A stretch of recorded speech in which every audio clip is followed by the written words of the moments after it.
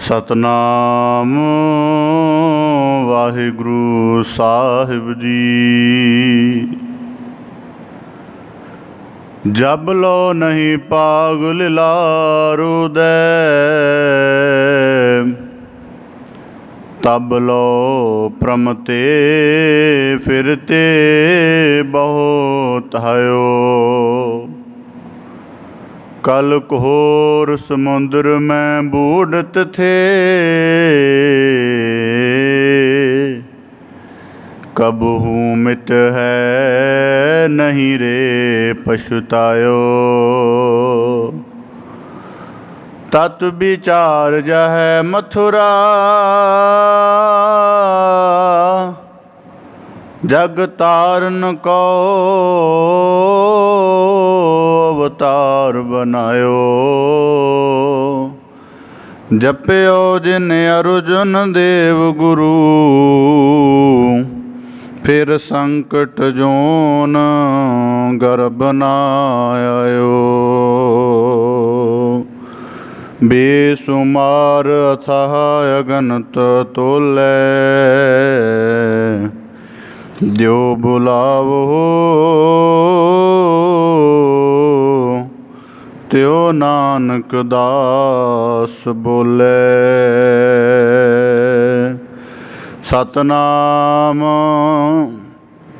वाहिगुरु साहिब जी। कबीर सूख ना एह जुग, करहे जो बहुत मीत। जो चित राखहे एक स्यो, ते सुख पावहे नीत। कबीर जिस मरने ते जग डरै, मेरे मन आनंद। मरने ही ते पाईऐ पूरन परमानंद। राम पदार्थ पाए कै, कबीरा गांठ ना खोल। नहीं पटन नहीं पारखू, नहीं गाहक नहीं मोल। नहीं पटन नहीं पारखू, नहीं गाहक नहीं मोल। वाहिगुरु जी का खालसा, वाहिगुरु जी की फतेह। धन धन सतगुरु गुरु गरीब निवाज, पतित पावन भगत वशल, किरपा निध दया निध करुणा निध सतगुरु श्री गुरु ग्रंथ साहिब जी दीन दयाल पातशाह, तिन्हां दी अपार मेहरामत है, अथाह बख्शिश है, अपार तरस है, असगाह नदर है, जो सतगुरु साहिब जी ने सानू सब नू अपनी पावन पवित्र हजूरी दे विच सतसंगत रूप विच जुड़ बैठ के अपने जीवन दे परम मनोरथ दी परम अर्थ दी प्राप्ति दे लई शब्द दी साधना दे नाल जुड़ के अध्यात्मक जीवन दे प्रकाश नू मानण दा अवसर बख्शिश करके नवाजिश कीती है जी। बड़े सुभागशाली हाँ, गुरु की कृपा सदका वडभागे हाँ, जो सतगुरु साहब जी की हजूरी दे विच जुड़ बैठ के अपने जीवन की सब तो अमोलक कार कमाउण दा यतन कर रहे हैं जी। सतगुरु साहब जी बाणी दे अंतर्गत बख्शिश करते हैं जा कहो हर रंग लागो इस जुग में सो कहियत है सूरा। आत्म जिणै सगल वस ताकै जा का सतगुर पूरा। गुरु साहब जी बख्शिश करते हैं कि ਜੀਵਨ ਦੇ ਆਮ ਅਰਥ ਹਰ ਇੱਕ ਨੂੰ ਸਮਝ ਆ ਰਹੇ ਨੇ। ਜੀਵਨ ਦੇ ਆਮ ਪ੍ਰਚਲਿਤ ਮਾਇਆਵੀ ਰੰਗ ਹਰ ਕੋਈ ਹੰਢਾ ਰਿਹਾ ਹੈ, ਮਾਣ ਰਿਹਾ ਹੈ, ਪਰ ਜੀਵਨ ਦਾ ਪਰਮ ਅਰਥ, ਜੀਵਨ ਦਾ ਪਰਮ ਰੰਗ ਕਿਸੇ ਵਿਰਲੇ ਦੀ ਸੂਝ ਵਿੱਚ ਹੈ। ਵਿਕਾਰਾਂ ਦੀ ਪਾਹ ਹਰੇਕ ਪ੍ਰਾਣੀ ਮਾਤਰ ਨੂੰ ਲੱਗ ਰਹੀ ਹੈ, ਪਰ ਜਿਹੜੇ ਨਾਮ ਰਸ ਦਾ ਜਿਹੜਾ ਅਭਿਆਸ ਹੈ ਉਹ ਕਿਸੇ ਵਿਰਲੇ ਦਾ ਬਣਦਾ। ਅਤੇ ਗੁਰੂ ਸਾਹਿਬ ਜੀ ਕਹਿੰਦੇ ਜਿਨ੍ਹਾਂ ਦਾ ਐਸਾ ਬਣਦਾ ਹੈ ਉਹ ਇਸ ਯੁੱਗ ਦੇ ਸੂਰਬੀਰ ਕਹੇ ਜਾਣੇ ਚਾਹੀਦੇ ਹਨ। ਜਾਂ ਕੋ ਹਰ ਰੰਗ ਲਾਗੋ ਇਸ ਯੁੱਗ ਮਹਿ ਸੋ ਕਹੀਅਤ ਹੈ ਸੂਰਾ। ਅਤੇ ਇਸ ਰੰਗ ਲੱਗਣ ਦੇ ਪ੍ਰਮਾਣ, ਇਹਦੇ ਲੱਛਣ ਕੀ ਹਨ ਕਿ ਮਨੁੱਖ ਆਪਣੇ ਦੁਨਿਆਵੀ ਜੀਵਨ ਦੇ ਵਿੱਚੋਂ ਅਧਿਆਤਮਿਕ ਜੀਵਨ ਦੀ ਤਰਫ ਕੁਝ ਕਦਮ ਪੁੱਟਦਾ ਹੈ। ਦੁਨੀਆਦਾਰੀ ਦੇ ਵਿੱਚ ਫਸੇ ਹੋਣ ਦੇ ਬਾਵਜੂਦ ਵੀ ਉਹ ਆਪਣੇ ਆਤਮ ਦਾ ਜਿਹੜਾ ਮਨੋਰਥ ਹੈ, ਆਤਮ ਦਾ ਜਿਹੜਾ ਕਰਮ ਹੈ, ਸਤਸੰਗਤ ਜੁੜਨਾ, ਕੀਰਤਨ ਦੁਆਰਾ ਨਾਮ ਰਸ ਦਾ ਅਨੁਭਵ ਕਰਨਾ, ਸ਼ਬਦ ਵਿਚਾਰ ਦੁਆਰਾ ਆਤਮ ਗਿਆਨ ਨੂੰ ਧਾਰਨ ਕਰਨਾ ਅਤੇ ਵਿਨਿਮਰ ਕਰਮਾਂ ਨੂੰ, ਧਰਮ ਦੇ ਲੱਖਣਾਂ ਨੂੰ ਧਾਰਨ ਕਰਨਾ, ਇਹ ਉਹਨਾਂ ਰੰਗ ਰੱਤੇ ਪੁਰਸ਼ਾਂ ਦੀ ਜੀਵਨ ਦੀ ਅਵਸਥਾ ਹੁੰਦੀ ਹੈ। ਅਤੇ ਗੁਰੂ ਸਾਹਿਬ ਜੀ ਕਹਿੰਦੇ ਆਤਮ ਜਿਣੈ ਸਗਲ ਵਸ ਤਾਕੈ ਜਾ ਕਾ ਸਤਿਗੁਰ ਪੂਰਾ। ਅਤੇ ਪੂਰਨ ਸਤਿਗੁਰੂ ਦੀ ਸ਼ਰਨ ਨਾਲ ਜੀਵਨ ਦੇ ਪਰਮ ਭੇਦ, ਪਰਮ ਅਰਥ ਸਮਝ ਵਿੱਚ ਅਤੇ ਅਨੁਭਵ ਵਿੱਚ ਆਉਂਦੇ ਹਨ। ਸਤਿਗੁਰੂ ਕਿਰਪਾ ਕਰਨ, ਐਸੇ ਭਾਵ, ਐਸੇ ਅਨੁਭਵ ਸਾਡੇ ਸਾਰਿਆਂ ਦੇ ਜੀਵਨ ਦੀ ਜਿਹੜੀ ਬਖਸ਼ਿਸ਼ ਬਣਨ। ਸਤਿਗੁਰੂ ਕੀ ਕਿਰਪਾ ਸਦਕਾ ਭਗਤ ਸਿਰਮੌਰ ਭਗਤ ਕਬੀਰ ਸਾਹਿਬ ਜੀ ਦੇ ਲੜੀਵਾਰ ਸਲੋਕਾਂ ਦੀ ਆਪ ਜੀ ਵਿਆਖਿਆ ਸਰਵਣ ਕਰਕੇ ਬਖਸ਼ਿਸ਼ ਦੇ ਪਾਤਰ ਬਣ ਰਹੇ ਸੀ। ਪਾਵਨ ਲੜੀਵਾਰ ਸਲੋਕਾਂ ਦੀ ਕਥਾ ਆਰੰਭ ਕਰਨ ਤੋਂ ਪਹਿਲਾਂ ਬੜੇ ਅਦਬ ਸਹਿਤ ਉਚਾਰਨ ਕਰੋ ਜੀ। ਸਤਨਾਮ ਸ੍ਰੀ ਵਾਹਿਗੁਰੂ ਸਾਹਿਬ ਜੀ। ਕਬੀਰ ਸੂਖ ਨਾ ਇਹ ਜੁਗ ਕਰਹਿ ਜੋ ਬਹੁਤੈ ਮੀਤ।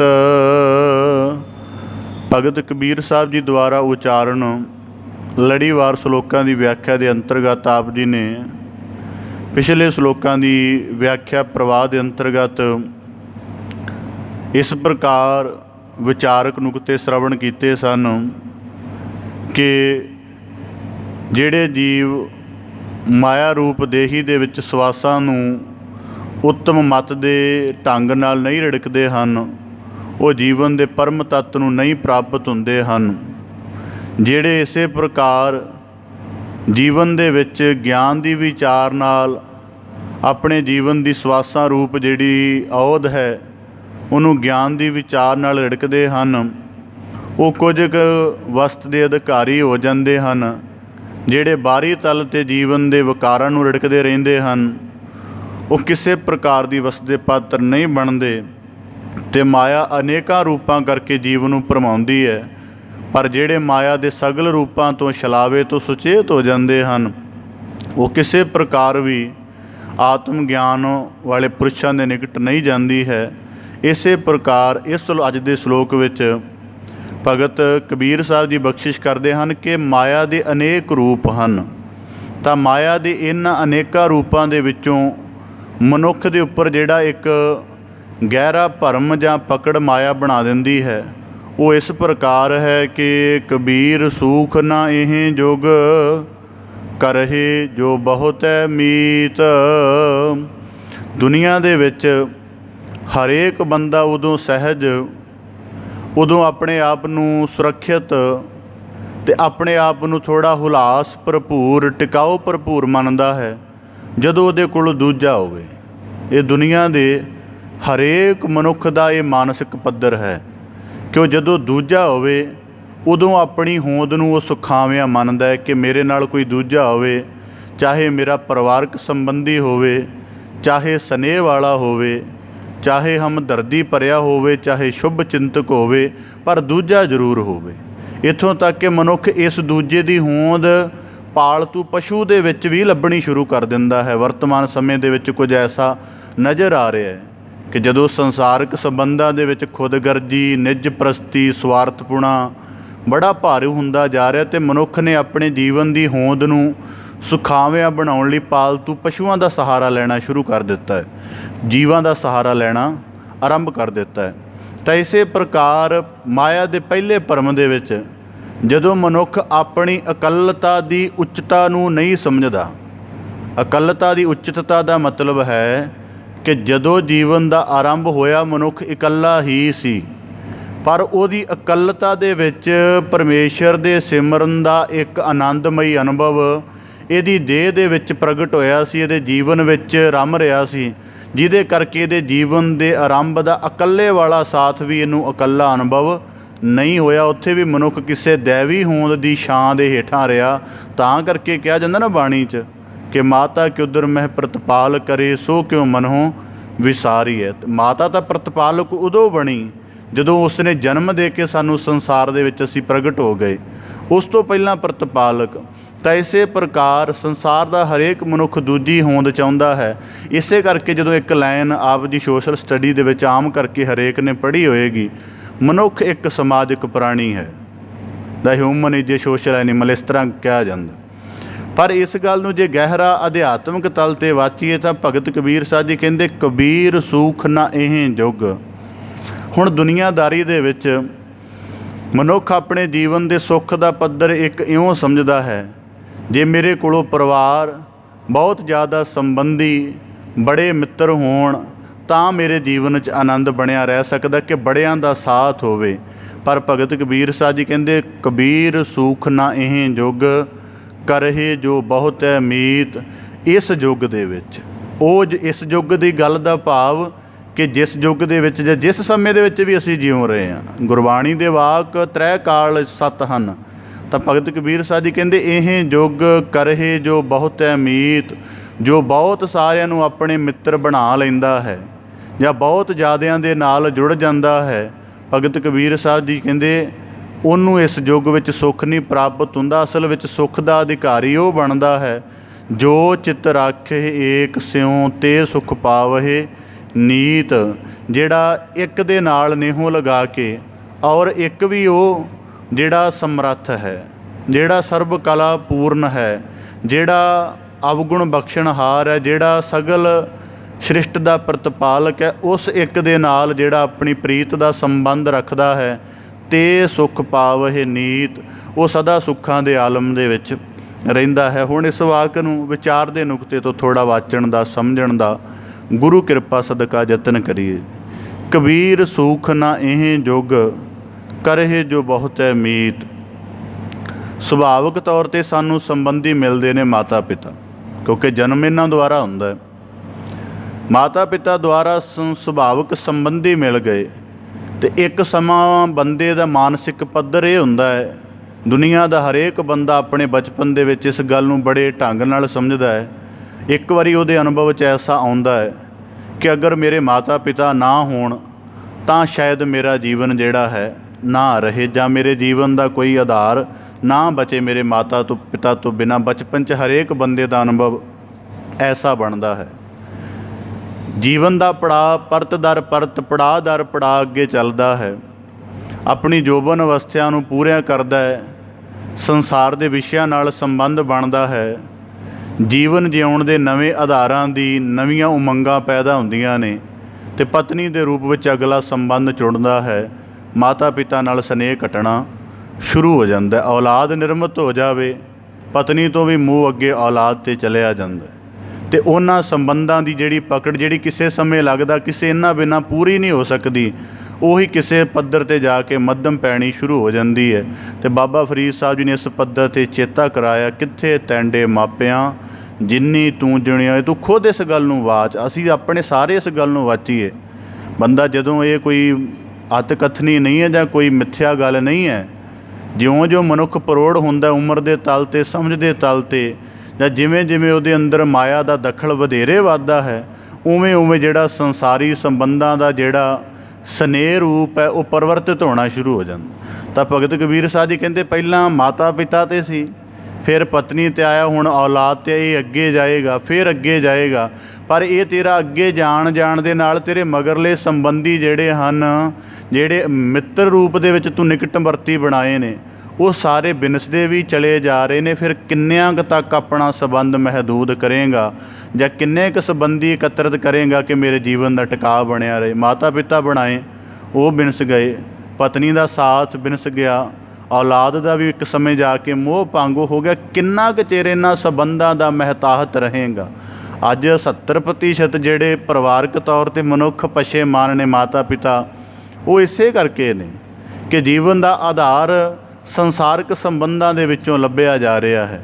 ਤਾਂ ਇਸੇ ਪ੍ਰਕਾਰ ਹੁਣ ਇਹਦਾ ਦੂਜਾ ਪੱਖ, ਕਬੀਰ ਸੂਖ ਨਾ ਇਹ ਜੁਗ। ਸਾਡੇ ਜੀਵਨ ਦੇ ਵਿੱਚ ਹਰੇਕ ਮਨੁੱਖ ਦੇ ਜੀਵਨ 'ਚ ਗੁਣ ਔਗੁਣਾਂ ਦਾ ਪ੍ਰਭਾਵ ਚੱਲਦਾ ਹੈ।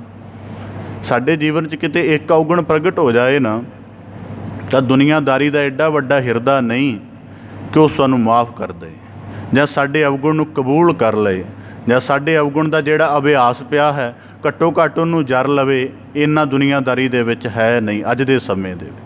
ਪਰ ਅਨੇਕਾਂ ਅਵਗੁਣ ਹੋਣ ਦੇ ਬਾਵਜੂਦ ਇੱਥੋਂ ਤੱਕ ਕਿ ਬੰਦਾ ਅਕਿਰਤ ਕਣ ਹੋਵੇ, ਸੰਸਾਰ ਨਹੀਂ ਬਰਦਾਸ਼ਤ ਕਰਦਾ। ਅਖਬਾਰ ਦੇ ਵਿੱਚ ਬੇਦਖਲੀ ਨੋਟਿਸ ਆ ਜਾਂਦਾ।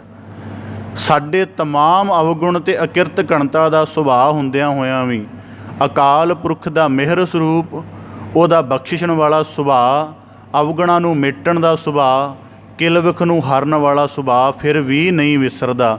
ਇਸ ਕਰਕੇ ਭਗਤ ਕਬੀਰ ਸਾਹਿਬ ਜੀ ਕਹਿੰਦੇ ਦੁਨੀਆ ਤਾਂ ਇੱਕ ਅਵਗੁਣ ਹੋਵੇ ਤਾਂ ਮਨੁੱਖ ਤੋਂ ਦੂਰੀ ਬਣਾ ਲੈਂਦੀ ਹੈ। ਤਾਂ ਜਿਹੜਾ ਅਕਾਲ ਪੁਰਖ ਸਰੂਪ ਹੈ, ਜਿਹਨੂੰ ਇੱਕ ਕਿਹਾ ਗਿਆ ਹੈ, ਕਹਿੰਦੇ ਉਹ ਤਮਾਮ ਅਵਗੁਣਾਂ ਦੇ ਬਾਵਜੂਦ ਵੀ ਜੀਵ ਦਾ ਜਿਹੜਾ ਹੈ ਸਾਥ ਜਾਂ ਆਪਣੀ ਮਿਹਰ ਦਾ ਜਿਹੜਾ ਆਲਮ ਹੈ ਉਹਦੇ ਉੱਪਰੋਂ ਨਹੀਂ ਚੁੱਕਦਾ ਹੈ। ਇਸ ਪ੍ਰਕਾਰ ਭਗਤ ਕਬੀਰ ਸਾਹਿਬ ਜੀ ਕਹਿੰਦੇ ਕਬੀਰ ਸੂਖ ਨਾ ਇਹ ਜੁਗ। ਸੰਸਕ੍ਰਿਤੀ ਬਾਣੀ ਦੀ ਆਪ ਜੀ ਨੇ ਵਿਆਖਿਆ ਸਰਵਣ ਕੀਤੀ, ਉਹਦੇ ਵਿੱਚ 2 ਸ਼ਲੋਕ ਇਸ ਪ੍ਰਕਾਰ ਆਏ ਸਨ। ਕਤੰਚ ਮਾਤਾ ਕਤੰਚ ਪਿਤਾ ਕਤੰਚ ਬਨਿਤਾ ਵਿਨੋਦ ਸੁਤਹ ਕਤੰਚ ਭਰਾਤ ਮੀਤ ਹਿਤ ਬੰਧਵ ਕਤੰਚ ਮੋਹ ਕੁਟੰਬਿ ਤੇ ਕਤੰਚ ਚਪਲ ਮੋਹਨੀ ਰੂਪੰ ਪੇਖੰਤੇ ਤਿਆਗੰ ਕਰੋਤ ਰਹੰਤ ਸੰਗ ਭਗਵਾਨ ਸਿਮਰਨ ਨਾਨਕ ਲਭਦਿਅੰ ਅਚੁੱਤ ਤਨਹ। ਤਾਂ ਇਸੇ ਪ੍ਰਕਾਰ ਕਿ ਮਾਤਾ ਕਦੋਂ ਬਣੀ? ਜਦੋਂ ਔਲਾਦ ਨੂੰ ਨਿਰਮਤ ਕੀਤਾ। ਪਿਤਾ ਕਦੋਂ ਬਣਿਆ? ਜਦੋਂ ਔਲਾਦ ਦਾ ਸੰਬੰਧ ਬਣਿਆ। ਇਸ ਪ੍ਰਕਾਰ ਇਹਦਾ ਮਤਲਬ ਸਦੀਵੀ ਮਾਤਾ ਦੀ ਹੋਂਦ ਨਹੀਂ ਹੈ। ਇਸੇ ਪ੍ਰਕਾਰ ਇੱਕ ਸ਼ਲੋਕ 'ਚ ਹੋਰ ਵਰਣਨ ਸੀ, ਤ੍ਰਿਗੰਤ ਮਾਤ ਪਿਤਾ ਸਨੇਹੰ ਤ੍ਰਿਗ ਸਨੇਹੰ ਭਰਾਤ ਬਾਂਧਵਹਿ। ਤਾਂ ਇਸੇ ਪ੍ਰਕਾਰ ਭਗਤ ਕਬੀਰ ਸਾਹਿਬ ਜੀ ਕਹਿੰਦੇ ਸੂਖ ਨਾ ਇਹ ਜੁਗ। ਇਹਦਾ ਕੋਈ ਹੋਰ ਵੀ ਕਾਰਨ ਹੋਏਗਾ। ਇਹਦਾ ਕਾਰਨ ਹੈ ਕਿ ਦੁਨੀਆਦਾਰੀ ਦੇ ਤਲ 'ਤੇ ਜਿਹੜੇ ਸੰਬੰਧ ਬਣਦੇ ਨੇ ਉਹ ਦੁਨੀਆ ਦੀਆਂ ਗਰਜਾਂ ਕਰਕੇ ਬਣਦੇ ਨੇ। ਅੱਜ ਦੇ ਸਮੇਂ ਦੀ ਤਾਂ ਦੁਨੀਆਦਾਰੀ ਇੰਨੀ ਜ਼ਿਆਦਾ ਭਾਰੂ ਹੋ ਗਈ ਹੈ, ਕਈ ਵਾਰੀ ਫੋਨ 'ਤੇ ਕਿਸੇ ਪ੍ਰਕਾਰ ਦਾ ਸੰਪਰਕ ਆਉਣਾ ਹੁੰਦਾ ਹੈ ਤਾਂ ਸੁਭਾਵਿਕ ਆਪਣੇ ਸੁਭਾਅ ਅਨੁਸਾਰ ਪੁੱਛ ਲਈਦਾ ਕਿਵੇਂ ਯਾਦ ਕੀਤਾ, ਤਾਂ ਕਹਿਣ ਲੱਗੇ ਸੀ ਕੋਈ ਕੰਮ ਸੀ। ਇਸ ਕਰਕੇ ਦੁਨੀਆ ਸਾਡੇ ਨਾਲ ਅਸੀਂ ਸਾਰੇ ਇੱਕ ਦੂਜੇ ਦੇ ਨਾਲ, ਕੋਈ ਇਹ ਨਵੀਂ ਅਸਲੀਅਤ ਨਹੀਂ, ਗੁਰਬਾਣੀ 'ਚ ਵਾਕ ਹੈ, ਆਪਣੇ ਲੋਭ ਕਹੋ ਕੀਨੋ ਉਮੀਦ। ਜਿਹਦੇ ਤੋਂ ਮੇਰੀ ਗਰਜ ਪੂਰੀ ਹੋ ਸਕਦੀ ਹੈ, ਸਵਾਰਥ ਪੂਰਾ ਹੋ ਸਕਦਾ, ਉਹਨੂੰ ਮੈਂ ਜ਼ਿਆਦਾ ਨੇੜੇ ਰੱਖਦਾ। ਜਿਹਦੇ ਤੋਂ ਨਹੀਂ ਪੂਰੀ ਹੋ ਸਕਦਾ ਉਹਨੂੰ ਥੋੜ੍ਹਾ ਦੂਰ ਦੀ ਕੈਟਾਗਰੀ 'ਚ ਪਾ ਲੈਣਾ। ਇਸੇ ਪ੍ਰਕਾਰ ਫਿਰ ਸੂਖ ਨਾ ਇਹ ਜੁਗ। ਹੁਣ ਇਸੇ ਪੱਧਰ ਨੂੰ ਜੇ ਪਰਿਵਾਰਕ ਢਾਂਚੇ ਦੇ ਤਲ 'ਤੇ ਵਿਚਾਰ ਲਿਆ ਜਾਏ, ਔਲਾਦ ਦਾ ਇੱਕੋ ਇੱਕ ਮੰਤਵ ਬਣਿਆ ਹੋਇਆ ਮਾਤਾ ਪਿਤਾ ਤੋਂ ਸਾਰੀਆਂ ਲੋੜਾਂ ਦੀ ਪੂਰਤੀ ਹੋ ਜਾਏ, ਅਤੇ ਮਾਤਾ ਪਿਤਾ ਦਾ ਇੱਕੋ ਇੱਕ ਮੰਤਵ ਬਣਿਆ ਇਹਨਾਂ ਦੁਆਰਾ ਸਾਡੀ ਇੱਜ਼ਤ, ਸਾਨੂੰ ਜੀਵਨ ਦੇ ਸੁੱਖ ਆਰਾਮ ਬਣੇ ਜਾਣ। ਜਿਵੇਂ ਉਰਦੂ ਦੇ ਇੱਕ ਸ਼ਾਇਰ ਦਾ ਕਹਿੰਦਾ, ਸੁੱਖ ਕਿਵੇਂ ਬਣੇਗਾ? ਉਹਨੂੰ ਤੁਹਾਡੇ ਤੋਂ ਸੁੱਖਾਂ ਦੀ ਚਾਹਤ ਹੈ, ਤੁਹਾਨੂੰ ਉਹਦੇ ਤੋਂ ਚਾਹਤ ਹੈ, ਦੋਵੇਂ ਤਾਂ ਭੁੱਖੇ ਤੁਰੇ ਫਿਰਦੇ ਹੋ, ਫਿਰ ਸੁੱਖ ਕਿੱਥੇ ਬਣੇਗਾ? ਇਸੇ ਪ੍ਰਕਾਰ ਕਬੀਰ ਸੂਖ ਨਾ ਇਹ ਜੁਗ, ਕਿਉਂਕਿ ਦੁਨੀਆਦਾਰੀ ਦੇ ਤਲ 'ਤੇ ਚੱਲੇਗੀ। ਔਰ ਉਹੀ ਸੰਬੰਧ ਹੁਣ ਇਹਦੇ ਵਿੱਚ ਇੱਕ ਹੋਰ ਵੀ ਪੱਖ ਆਉਂਦਾ ਹੈ, ਸੂਖ ਨਾ ਇਹ ਜੁਗ। ਕਦੇ ਵੀ ਤੁਹਾਡੇ ਅਧਿਆਤਮਿਕ ਜੀਵਨ ਨੂੰ ਦੁਨੀਆ ਨਹੀਂ ਪ੍ਰਣਾਵੇਗੀ, ਨਹੀਂ ਅਪਣਾਏਗੀ। ਉਹਦਾ ਅਧਿਆਤਮਿਕ ਜੀਵਨ ਦੀ ਉੱਚਤਾ ਨੂੰ ਕਦੀ ਰੱਖੇਗੀ ਨਹੀਂ, ਉਹ ਤੁਹਾਨੂੰ ਸੰਸਾਰਕ ਤਲ 'ਤੇ ਹੀ ਮਾਪੇਗੀ। ਜਿਵੇਂ ਅਸੀਂ ਗੁਰੂ ਸਾਹਿਬਾਨਾਂ ਦੇ ਜੀਵਨ 'ਚ ਵੀ ਇਹ ਗੱਲ ਸ਼ਰਵਣ ਕੀਤੀ ਹੈ ਕਿ ਤੂੰ ਦੁਨੀਆਦਾਰੀ ਦੇ ਨੁਕਤੇ ਤੋਂ ਚੰਗਾ ਕਾਰੋਬਾਰੀ ਬਣ। ਉਂਝ ਭਾਵੇਂ ਤੈਨੂੰ ਜਿੰਨਾ ਮਰਜ਼ੀ ਗਿਆਨ ਹੋਵੇ, ਕਿੰਨਾ ਵੀ ਤੂੰ ਰੱਬ ਦੇ ਨਾਲ ਭੇਦ ਹੋਵੇਂ, ਇਸ ਗੱਲ ਦੀ ਸਾਡੇ ਲਈ ਕੋਈ ਮਾਇਨੇ ਨਹੀਂ ਹਨ। ਭਗਤ ਕਬੀਰ ਸਾਹਿਬ ਜੀ ਦੀ ਬਾਣੀ 'ਚ ਜ਼ਿਕਰ ਮਿਲਦਾ ਹੈ ਕਿ ਭਗਤ ਕਬੀਰ ਸਾਹਿਬ ਜੀ ਫਰਮਾਉਂਦੇ ਨੇ, ਸੁਨੋ ਦਿਰਾਨੀ ਸੁਨੋ ਜਠਾਨੀ ਅਚਰਜ ਏਕ ਭਇਓ ਸਾਤ ਸੂ ਤਿਨ ਮੁੰਡੀਏ ਖੋਏ ਮੁੰਡਿਆ ਕਿਉਂ ਨਾ ਮੋਇਓ। ਕਹਿੰਦੇ ਕਿ ਮੇਰੀ ਮਾਤਾ ਜ਼ਿਕਰ ਕਰ ਰਹੀ ਹੈ ਆਪਣੇ ਆਲੇ ਦੁਆਲੇ ਦੇ ਨਾਲ, ਆਪਣੇ ਆਲੇ ਦੁਆਲੇ ਦੇ ਸੰਬੰਧੀਆਂ ਨਾਲ, ਕਿ ਉਹਨਾਂ ਨੇ ਕੁਝ 7 ਆਨਿਆਂ ਦਾ ਸੂਤ ਕੱਤਿਆ ਸੀ ਕਿਤੇ। ਤਾਂ ਕਹਿੰਦੇ ਮੈਨੂੰ ਸੰਤਾਂ ਦੀ ਜਾਂ ਲੋੜਵੰਦਾਂ ਦੀ ਸੇਵਾ ਦਾ ਚਾਅ ਚੜ੍ਹਿਆ, ਸੂਤ ਕੱਤ ਕੇ ਪੈਸੇ ਲੈ ਕੇ ਤੇ ਉਹਨਾਂ ਨੂੰ ਦੇ ਆਇਆ, ਉਹਨਾਂ ਨੂੰ ਲੰਗਰ ਪਾਣੀ ਕਰ ਆਇਆ। ਕਹਿੰਦੇ ਜਦੋਂ ਪਤਾ ਲੱਗਾ ਕਿ ਉਹ ਕੱਤਿਆ ਹੋਇਆ ਸੂਤ ਸਾਧੂ ਸੰਤਾਂ ਦੀ ਲੋੜਵੰਦਾਂ ਦੀ ਸੇਵਾ 'ਚ ਲਗਾ ਦਿੱਤਾ ਹੈ, ਤਾਂ ਕਹਿੰਦਾ ਇੱਥੋਂ ਤੱਕ ਕਹਿ ਰਹੇ ਨੇ ਇਹ ਮੁੰਡਿਆ ਕਿਉਂ ਨਾ ਮੋਇਓ, ਇਹ ਮਰ ਕਿਉਂ ਨਾ ਗਿਆ।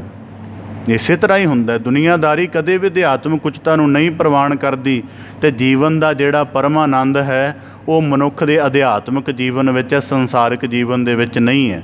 ਜੇ ਸੰਸਾਰਿਕ ਜੀਵਨ ਵਿੱਚ ਹੀ ਹੁੰਦਾ ਤਾਂ ਦੁਨੀਆ ਦੇ ਜਿੰਨੇ ਵੱਡੇ ਰੱਬੀ ਪੁਰਸ਼ ਹੋਏ ਨੇ ਸਾਰੇ ਅਮੀਰ ਹੀ ਹੁੰਦੇ।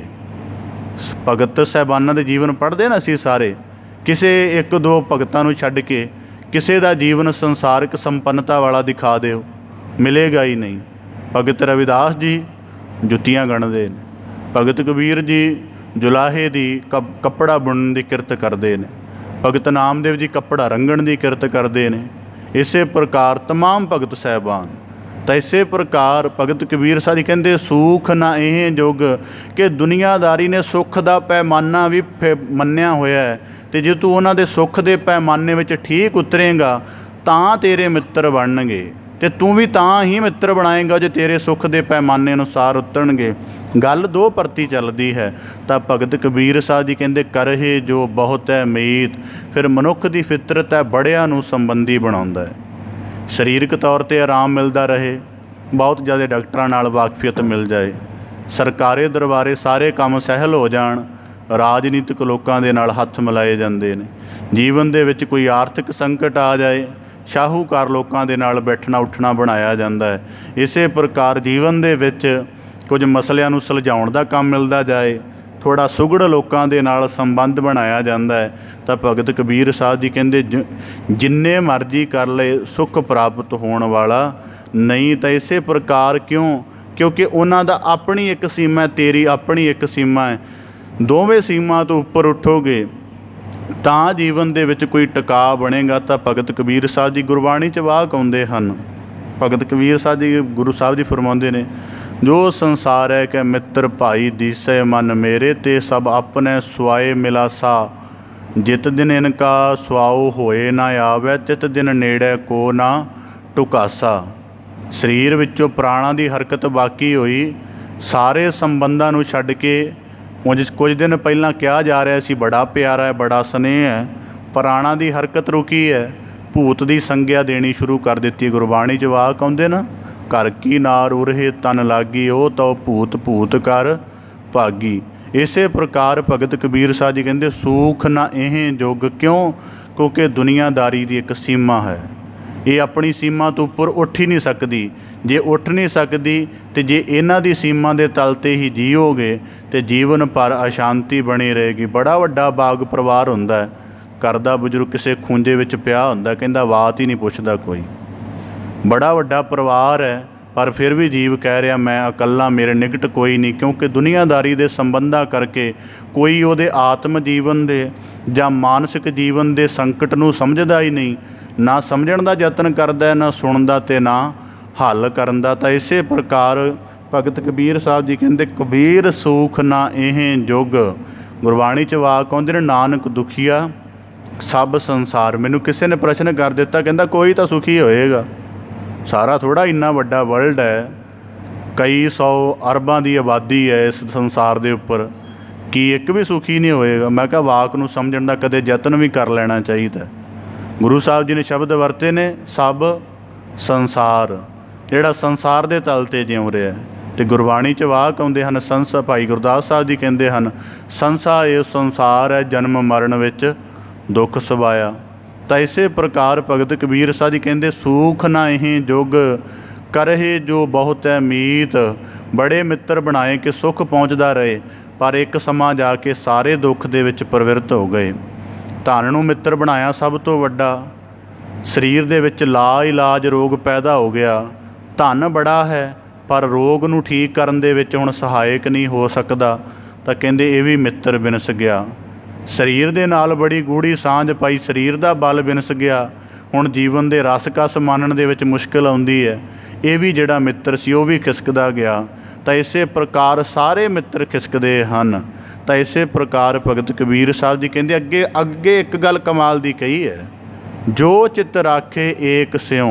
ਹੁਣ ਜਿਵੇਂ ਅਸੀਂ ਸੰਸਾਰਿਕ ਸੰਬੰਧਾਂ 'ਤੇ ਵਿਚਰਦੇ ਹਾਂ, 10-12 ਸਾਲ ਦੇ ਸੰਸਾਰਿਕ ਸੰਬੰਧਾਂ ਦੇ ਵਿੱਚ ਵਿਵਹਾਰ ਕਰੀਏ ਤਾਂ 15 ਕੁ ਸਾਲਾਂ ਬਾਅਦ ਸਮਝ ਆ ਜਾਂਦੀ ਹੈ ਕਿਹੜਾ ਬੰਦਾ ਥੋੜ੍ਹਾ ਬਹੁਤਾ ਨਿਭਣ ਵਾਲਾ ਅਤੇ ਕਿਹੜਾ ਦੁਨਿਆਵੀ ਗਰਜਾਂ ਕਰਕੇ ਸਾਡੇ ਨਾਲ ਜੁੜਿਆ। ਇੱਕ ਅੱਧਾ ਰਿਸ਼ਤੇਦਾਰ ਤਾਂ ਪਛਾਣਿਆ ਹੀ ਜਾਂਦਾ ਹੈ, ਪਤਾ ਲੱਗ ਜਾਂਦਾ ਹੈ ਕਿ ਇਹ ਬੰਦਾ ਥੋੜ੍ਹਾ ਬਹੁਤਾ ਕਿਸੇ ਸੰਕਟ ਦੇ ਵਿੱਚ ਨਿਭ ਸਕਦਾ। ਔਰ ਦੂਜੀ ਗੱਲ, ਨਿਭੇਗਾ ਵੀ ਉਹੀ ਜਿਹੜਾ ਬੰਦਗੀ ਰੱਤੇ ਜੀਵਨ ਵਾਲਾ ਹੋਏਗਾ, ਜਿਹੜਾ ਪਰਮੇਸ਼ਰ ਦੇ ਹੁਕਮ ਦੇ ਵਿੱਚ ਸੱਤ ਅਭਿਆਸ ਜੀਵਨ ਨੂੰ ਜਿਉ ਰਿਹਾ, ਉਹੀ ਕਿਸੇ ਦੇ ਦੁੱਖ ਦੇ ਨਾਲ ਨਿਭ ਸਕਦਾ। ਨਹੀਂ ਤਾਂ ਆਮ ਸੰਸਾਰੀ ਬੰਦਾ ਭਾਵੇਂ ਦੁਨਿਆਵੀ ਤੌਰ 'ਤੇ ਕਿੰਨਾ ਵੀ ਸੰਪੰਨ ਕਿਉਂ ਨਾ ਹੋਵੇ, ਉਹ ਨਹੀਂ ਨਿਭ ਸਕਦਾ।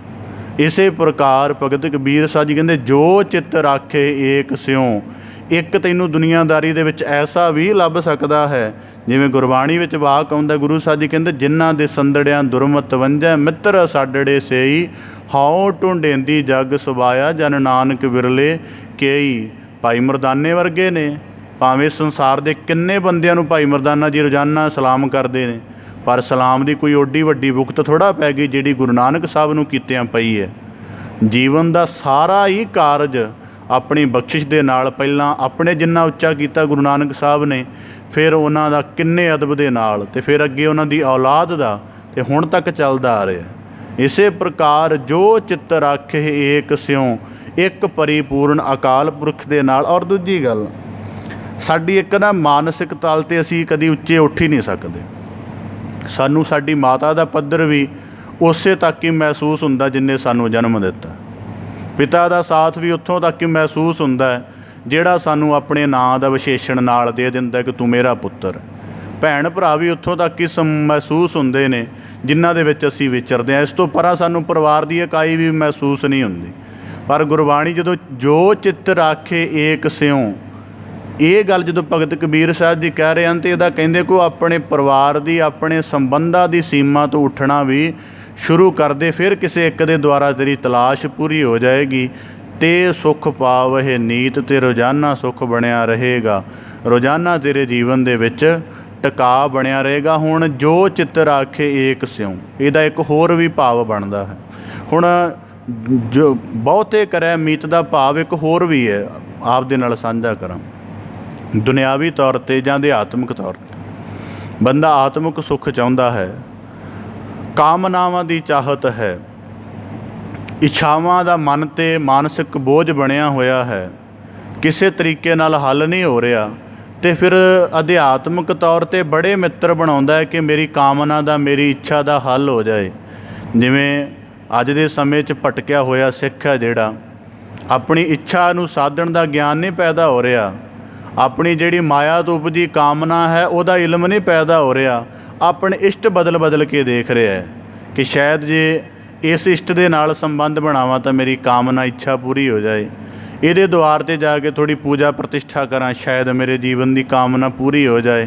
ਇਸੇ ਪ੍ਰਕਾਰ ਭਗਤ ਕਬੀਰ ਸਾਹਿਬ ਜੀ ਕਹਿੰਦੇ, ਜੋ ਚਿੱਤ ਰਾਖੇ ਏਕ ਸਿਉ। ਇੱਕ ਹੋਵੇ ਤਾਂ ਇੱਕ ਨੂੰ ਆਖਰ ਲੱਜ ਵੀ ਪੈਂਦੀ ਹੈ ਕਿ ਅੱਜ ਤੱਕ, ਜਿਵੇਂ ਉਦਾਹਰਨ ਦੇ ਤੌਰ 'ਤੇ ਕਈ ਵਾਰੀ ਕੀ ਹੁੰਦਾ ਹੈ ਕਿ ਕੁਝ ਕੂਕਰ ਦੁਆਰ 'ਤੇ ਆ ਕੇ ਅਵਾਰਾ ਬਹਿ ਜਾਂਦਾ ਹੈ, ਅਤੇ ਉਹ ਅਸੀਂ ਕਈ ਦਫਾ ਉਹਨੂੰ ਅਵਾਰਾ ਸਮਝ ਕੇ ਉਠਾਉਣ ਦੀ ਕੋਸ਼ਿਸ਼ ਵੀ ਕਰਦੇ ਹਾਂ, ਪਰ ਉਹਦੀ ਕੁਝ ਇਸ ਤਰ੍ਹਾਂ ਦਾ ਪ੍ਰਭਾਵ ਹੁੰਦਾ ਹੈ ਕਿ ਉਹ ਆਪਣੀ ਵਫਾਦਾਰੀ ਦੇ ਗੁਣ ਨੂੰ ਗ੍ਰਹਿਣ ਕਰਕੇ ਉੱਥੇ ਬੈਠਾ ਰਹਿੰਦਾ ਹੈ, ਅਤੇ ਆਖਰ ਫਿਰ ਜਿਹੜਾ ਪਹਿਲਾ ਮਾਲਕ ਉਹੀ ਉਹਨੂੰ ਅਵਾਰਾ ਸਮਝ ਕੇ ਉਠਾਉਂਦਾ ਹੈ, ਫਿਰ ਉਹ ਸਮਝ ਲੈਂਦਾ ਕਿ ਨਹੀਂ ਹੁਣ ਇਹ ਜਾਣ ਵਾਲਾ ਨਹੀਂ, ਫਿਰ ਉਹਨੂੰ ਉਹ ਪਾਲਤੂ ਦੇ ਰੂਪ ਵਿੱਚ ਪਰਣਾ ਲੈਂਦਾ। ਭਗਤ ਕਬੀਰ ਸਾਹਿਬ ਦੇ ਸਲੋਕਾਂ 'ਚ ਇੱਕ ਵਾਕ ਆਉਂਦਾ ਹੈ, ਕਬੀਰ ਮੋਹਿ ਮਰਨੇ ਕਾ ਚਾਉ ਹੈ, ਮਰੋ ਤਾਂ ਹਰ ਕੈ ਦੁਆਰ, ਮਤ ਹਰ ਪੁੱਛੈ ਕੌਣ ਹੈ ਪਰਾ ਹਮਾਰੇ ਬਾਰ। ਜਾਂ ਭਗਤ ਕਬੀਰ ਗੁਰੂ ਤੇਗ ਬਹਾਦਰ ਸਾਹਿਬ ਜੀ ਫਰਮਾਉਂਦੇ ਨੇ ਕਿ ਜੋ ਸੁਆਮੀ ਕਿਉ ਗ੍ਰਹਿ ਜਿਉ ਸਦਾ ਸੁਆਨ ਤਜਤ ਨਹੀਂ ਨਿਤ, ਨਾਨਕ ਇਹ ਬਿਦ ਹਰ ਭਜੋ ਇੱਕ ਮਨ ਹੋਏ ਇੱਕ ਚਿੱਤ। ਇਸ ਪ੍ਰਕਾਰ ਮਾਲਕ ਦੀ ਸ਼ਰਨ ਗ੍ਰਹਿਣ ਕਰੋ। ਔਰ ਦੂਜੀ ਗੱਲ, ਜਦੋਂ ਦੈਵੀ ਸੰਬੰਧਾਂ ਨੂੰ ਮੰਨਣਾ ਹੋਵੇ ਤਾਂ ਮਨ ਦੇ ਤਲ ਤੋਂ ਉੱਪਰ ਉੱਠਣਾ ਪੈਂਦਾ ਹੈ। ਜਿਵੇਂ ਗੁਰਬਾਣੀ 'ਚ ਵਾਕ ਆਉਂਦਾ, ਤੂੰ ਮੇਰਾ ਪਿਤਾ ਤੂੰ ਹੈ ਮੇਰਾ ਮਾਤਾ। ਇਹ ਕੋਈ ਸਧਾਰਨ ਗੱਲ ਥੋੜ੍ਹਾ ਹੈ। ਇਹਦੇ ਵਿੱਚ ਉਹ ਗੱਲ ਕਹੀ ਜਾ ਰਹੀ ਹੈ ਕਿ ਜਦੋਂ ਬੰਦਾ ਅਕਾਲ ਪੁਰਖ ਦੀ ਹੋਂਦ ਨੂੰ ਮਾਣਦਾ ਹੈ, ਉਹ ਪਿਤਾ ਰੂਪ ਦੁਆਰਾ ਮਾਣਦਾ ਹੈ। ਉਹ ਪਿਤਾ ਰੂਪ 'ਚ ਵੀ ਮਾਣ ਲੈਂਦਾ, ਮਾਤਾ ਰੂਪ 'ਚ ਵੀ ਮਾਣ ਲੈਂਦਾ। ਹੁਣ ਪਿਤਾ ਰੂਪ 'ਚ ਕਿਵੇਂ ਮਾਣਦਾ ਹੈ? ਜਦੋਂ ਸਬਰ ਸੰਤੋਖ ਗੁਣਾਂ ਦੁਆਰਾ ਉਹਨੂੰ ਧੀਰਜ ਮਿਲਦਾ ਹੈ। ਜਿਵੇਂ ਉਦਾਹਰਨ ਦੇ ਤੌਰ 'ਤੇ ਬੰਦਾ ਕਿਸੇ ਮੁਸ਼ਕਿਲ ਵਿੱਚ ਹੈ, ਉਹਦਾ ਦੁਨਿਆਵੀ ਸੰਬੰਧੀ ਪਿਤਾ ਨਹੀਂ ਹੈਗਾ ਜਿਹੜਾ ਅਸੀਂ ਕਹਿੰਦੇ ਹਾਂ, ਤਾਂ ਉਹਨੂੰ ਕੋਈ ਸਬਰ ਸੰਤੋਖ ਦਾ ਜਾਂ ਉਹਨੂੰ ਇਸੇ ਪ੍ਰਕਾਰ ਕੋਈ ਸਹਾਰਾ ਪੁੱਜਦਾ ਕਿਸੇ ਦੇ ਵਾਕਾਂ ਦੁਆਰਾ, ਤਾਂ ਉਹ ਪਰਮੇਸ਼ਰ ਦੇ ਪਿਤਾ ਰੂਪ ਨੂੰ ਮਾਣਦਾ ਹੈ।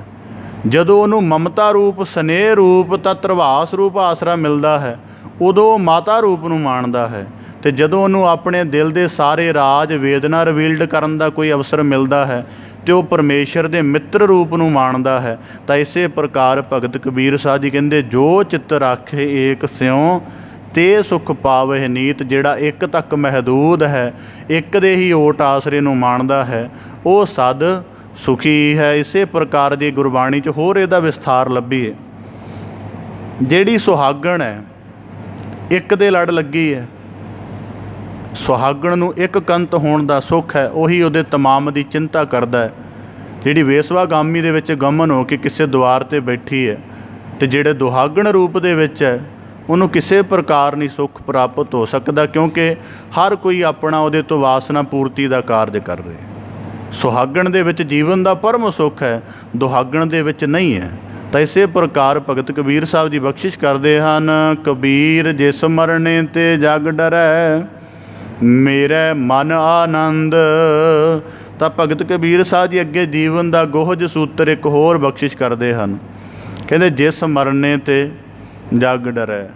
ਜਿਸ ਮਰਨ ਦੀ ਗੱਲ ਤੋਂ, ਮਰਨ ਦਾ ਭਾਵ ਜੀਵਨ ਸਮਾਪਤ ਹੋਣ ਦੀ ਗੱਲ ਤੋਂ, ਜਾਂ ਮਰਨ ਦੇ ਜਿਸ ਢੰਗ ਤੋਂ ਜਗਤ ਘਬਰਾਉਂਦਾ ਹੈ, ਉਸ ਮਰਨ ਦੀ ਗੱਲ ਨੂੰ ਸੁਣ ਕੇ ਮੇਰੇ ਮਨ ਦੇ ਵਿੱਚ ਆਨੰਦ ਪੈਦਾ ਹੁੰਦਾ ਹੈ, ਮੈਨੂੰ ਚਾਅ ਚੜ੍ਹਦਾ ਹੈ।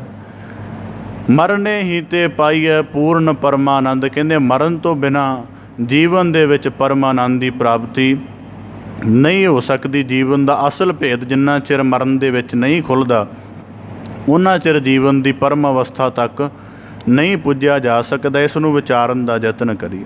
ਸਾਡੇ ਲਈ ਮਰਨ ਦਾ ਅਰਥ ਸਰੀਰ ਹੈ, ਕਿਉਂਕਿ ਅਸੀਂ ਸਰੀਰ ਦੇ ਤਲ 'ਤੇ ਜਿਉਂ ਰਹੇ ਹਾਂ। ਜਿਹੜਾ ਅਧਿਆਤਮਿਕ ਪੁਰਸ਼ ਹੁੰਦਾ ਹੈ, ਉਹ ਸਰੀਰ ਦੇ ਤਲ ਤੋਂ ਉੱਪਰ ਉੱਠ ਚੁੱਕਾ ਹੁੰਦਾ। ਉਹਨੂੰ ਪਤਾ ਹੈ ਸਰੀਰ ਤਾਂ ਵਕਤੀ ਹੈ। ਸਰੀਰ ਪੰਜਾਂ ਤੱਤਾਂ ਦੇ ਸੰਯੋਗ ਨਾਲ ਬਣਿਆ। ਪੰਜ ਤੱਤ ਜਿਵੇਂ ਜਿਵੇਂ ਜੀਰਨ ਹੋਣਗੇ, ਉਵੇਂ ਉਵੇਂ ਜਰਾ ਰੋਗ ਰਸੇਗਾ, ਤਾਂ ਸਰੀਰ ਤਾਂ ਬਿਨਸੇਗਾ। ਫਿਰ ਇਸੇ ਪ੍ਰਕਾਰ ਉਹ ਫਿਰ ਜਾਗ ਜਾਂਦਾ ਹੈ। ਫਿਰ ਮਨ ਦੇ ਤਲ 'ਤੇ, ਫਿਰ ਮਨ ਦੇ ਤਲ ਤੋਂ ਵੀ ਜਾਗ ਜਾਂਦਾ, ਜੋਤ ਸਰੂਪ ਵਿੱਚ ਅਭੇਦ ਹੋ ਜਾਂਦਾ ਹੈ, ਅਤੇ ਉਹ ਆਪਣੇ ਜੀਵਨ ਨੂੰ ਸਰੀਰ ਦੇ ਮਰਨ ਤੋਂ ਪਹਿਲਾਂ। ਇਸੇ ਪ੍ਰਕਾਰ ਜੇ ਅਸੀਂ ਕੇਵਲ ਸਰੀਰਕ ਅਰਥਾਂ ਦੇ ਵਿੱਚ ਹੀ ਮਰ ਰਹੇ ਹਾਂ, ਤਾਂ ਇਹਦਾ ਮਤਲਬ ਅਸੀਂ ਸੰਸਾਰਿਕ ਤਲ 'ਤੇ ਮਰ ਰਹੇ ਹਾਂ। ਜੇ ਉਸ ਤੋਂ ਪਹਿਲਾਂ ਸ਼ਬਦ ਵਿੱਚ ਸਾਡਾ ਮਰਨਾ ਹੋ ਰਿਹਾ ਹੈ, ਤਾਂ ਉਹ ਜ਼ਿਆਦਾ ਵੱਡਾ ਹੈ। ਹੁਣ ਸ਼ਬਦ ਦਾ ਮਰਨਾ ਕੀ ਹੁੰਦਾ? ਸਾਨੂੰ ਜੀਵਨ ਦੀ ਹੋਂਦ ਕਦੋਂ ਮਹਿਸੂਸ ਹੁੰਦੀ ਹੈ? ਉਸਤਤ ਹੁੰਦੀ ਹੋਵੇ ਨਾ ਸਾਡੀ, ਤਾਂ ਸਾਨੂੰ ਲੱਗਦਾ ਜੀਵਨ ਬੜਾ ਚੰਗਾ ਚੱਲ ਰਿਹਾ। ਸੁੱਖ ਬਣੇ ਹੋਣ ਨਾ, ਤਾਂ ਸਾਨੂੰ ਲੱਗਦਾ ਜ਼ਿੰਦਗੀ ਸਵਰਗ ਹੈ। ਜੇ ਬੜੇ ਪ੍ਰਕਾਰ ਕੇ ਰਾਜ ਪ੍ਰਤਿਸ਼ਠਾ, ਧਨ ਸੰਪਦਾ ਮਿਲ ਰਹੀ ਹੋਵੇ, ਤਾਂ ਸੋਚੀਦਾ ਕਿ ਜੀਵਨ ਦਾ ਇਸ ਤੋਂ ਵੱਡਾ ਕੋਈ ਹੋਰ ਆਨੰਦ ਨਹੀਂ।